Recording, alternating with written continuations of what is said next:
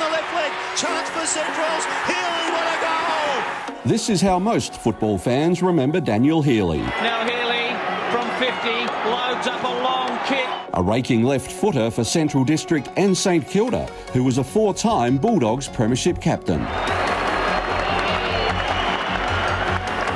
These days, he's still making his mark on football teams, but off the field rather than on it. It's this concept that none of us are as smart as all of us. It's the mantra at the heart of leading teams, the in-demand motivators who have created and nurtured high-performance cultures in elite sporting teams across the country.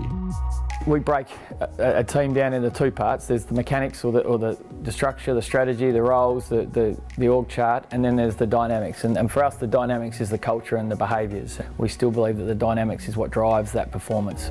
Leading teams empowers all levels of the team, from coach and captain to young players and rookies, to have their say, creating a confronting but ultimately trusting environment that builds relationships and raises standards.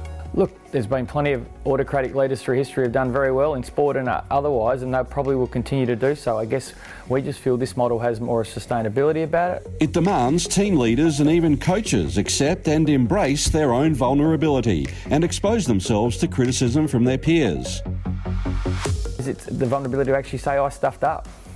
We've had some challenges here over the last year or so, and for people to be able to say, we didn't get that right, that's a really important bit, because if a coach or a leader can say that, it means I walk away as a follower and say, maybe I should look at my own performance. The leading team's model is based around peer feedback, and so importantly, when leading teams started at the club, the first people that got feedback was myself and probably the captain. So we probably model the behaviour that's required in terms of what I'm doing well, what I can keep doing, what I can start doing, and what I need to stop doing.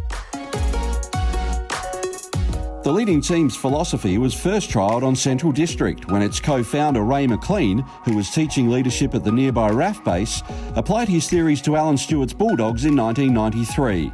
I still believe that was strongly influential in what happened 10 years later with the run of premierships they had. The captain's comment after the 2004 grand final victory was telling.